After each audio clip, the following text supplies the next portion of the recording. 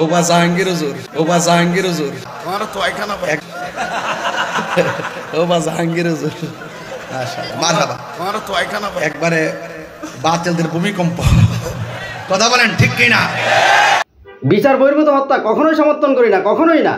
বলছিলাম গাজীপুরে আহলে সুন্নাত ওয়াল জামাত সমর্থিত যে ইমাম রইজউদ্দিন, তার হত্যার তীব্র নিন্দা ও প্রতিবাদ জানাই। এটি কখনো সমর্থন করতে পারি না। এই দেশের জনগণ এটি কখনো সমর্থন করতে পারে না।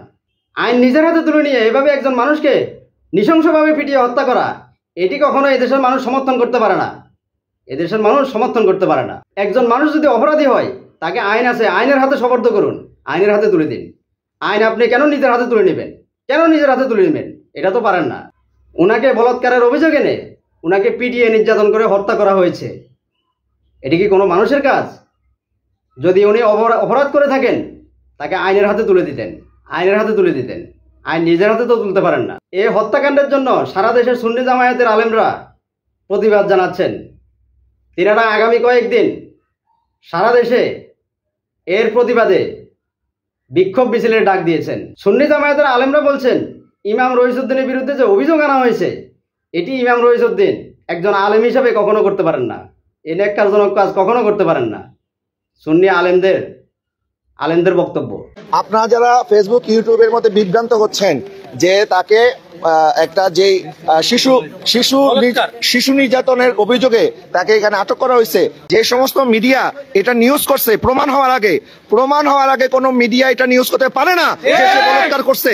এই ধরনের মিথ্যা নিউজ করে আমার ভাইকে মারা যাওয়ার আগে বহুবার মারা হয়েছে। বিশিষ্ট আলেমে দ্বীন জননেতা হযরত মাওলানা রইসউদ্দিন সাহেবকে যে হত্যা করেছেন, তারা একটা হত্যা তো করছে, হত্যার পাশাপাশি তারা এমন একটা মিথ্যা অপবাদ রটাইয়া দিলেন। এটা কোনো বলাৎকারের মামলায় তাকে মারা হয় নাই। এই মিথ্যে ইস্যু করে আহলে সুন্নাত ওয়াল জামাতের একজন নির্ভীক সৈনিককে দুনিয়া থেকে বিদায় করে দেওয়ার জন্য পূর্ব পরিকল্পিতভাবে তাকে হত্যা করেছেন। আমাদের সুন্নিয়তের একজন রণবীর মাওলানা রইসউদ্দিন, যাকে নির্মমভাবে হত্যা করা হলো, এটা আমাদের বড় একটা আফসোস লাগে। একজন আলেমকে এভাবে নির্মমভাবে ষড়যন্ত্রমূলক এই 5-6 জন মানুষ নির্মমভাবে ষড়যন্ত্র করে কিভাবে মেরে ফেললো, এবং একটা খারাপ ট্যাগ লাগিয়ে এই বাতিলগুলো কিভাবে একজন আশিক রাসূল মাওলানা রইসউদ্দিনকে মেরে ফেললো। আমরা তীব্র নিন্দা প্রতিবাদ জানাচ্ছি। আজকে আমার পোলাডারে মিথ্যা অপবাদ দিয়া ফিডাইয়া মারে লইছে। এখন আমি সুন্নি জামায়াতের আলেমদেরকে বলি, গত কয়টি বছর এই যে বলৎকারের তকমা দিয়ে কওমি অঙ্গনে কওমি আলেমদেরকে যে নির্যাতন করা হয়েছিল, নিপীড়ন করা হয়েছিল, জুলুম অত্যাচার করা হয়েছিল তাদের উপর, আপনারা তখন কইছিলেন, তখন তো এটা নিয়ে আরো হাসি ঠাট্টা তামাশা করেছিলেন। হ্যাঁ, বলেছিলেন কওমি আলেমরা বলৎকারী, তারা খারাপ, তারা নষ্ট, এই সমস্ত বলে বলে হাসি ঠাট্টা তামাশা করেছিলেন। এটা আরো উস্কানি দিয়েছিলেন। তোমারে তোই কেন ভাই আসি ওরে ভাই জবাবে দিয়া যায়। ও ভাই আসি লাইভের মধ্যে জবাবে দিয়া যায়। কৌমিরা বীরের জাতি ইয়ানে বোঝা যায়, সুন্দর ফোয়া পাইলে রাতে কাজ চালায়। ও ভাই সুন্দর ফোয়া পাইলে রাতে কাজ চালায়। মাঝে মা বোনেরা জুতা দি বাড়ি গায়, মাঝে মা বোনেরা জুতা দি বাড়ি গায়। ডান্ডার বাড়ি মারিয়ে রে টানা তো লই যায়। ও ভাই ডান্ডার বাড়ি মারিয়ে রে টানাতে লই যায়। আসি ওরে ভাই লাইভের মধ্যে জবাব দিয়া যায়।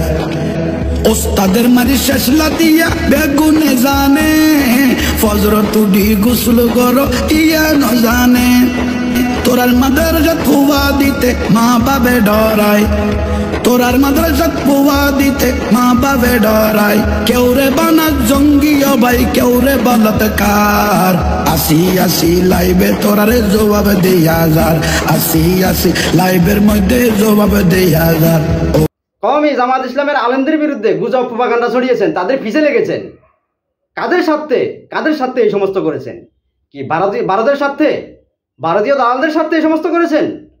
এটি কি করেছেন? এটি কি ভালো করেছেন? এইসব করে কি ভালো করেছেন? ইসলামের বিরুদ্ধে, মুসলমানের বিরুদ্ধে এই সমস্ত করে আপনারা আবার কি ধরনের মুসলমান শাস্তে চান? আবার এটি কি ধরনের মুসলমান শাস্তে চান? কি ধরনের আলেম শাস্তে চান আবার?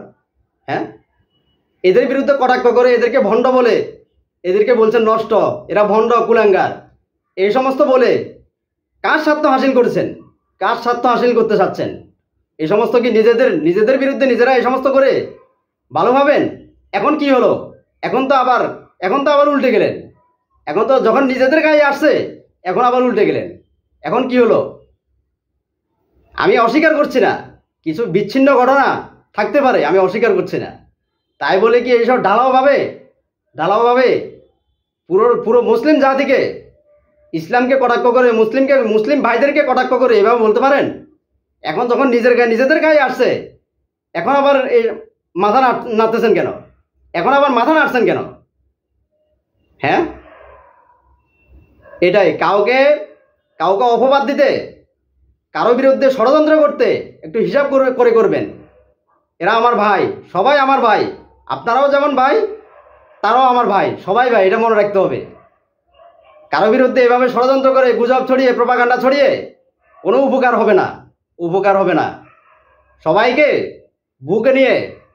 বুকে টেনে রাখতে হবে, মনে রাখতে হবে সবাই আমাদের ভাই। কারো বিরুদ্ধে কেউ প্রপাগান্ডা, গুজব ছড়িয়ে, কারো বিরুদ্ধে ষড়যন্ত্র করে সফল হবেন না। হ্যাঁ, ইসলামের উপকার হবে না, মুসলমানদের উপকার হবে না, আপনার উপকার হবে না, বরং ক্ষতিগ্রস্ত হবেন। সবাইকে ভালোবাসতে শিখুন, ইসলামের জন্য কাজ করুন, মুসলমানদের জন্য কাজ করুন, দেশের জন্য কাজ করুন।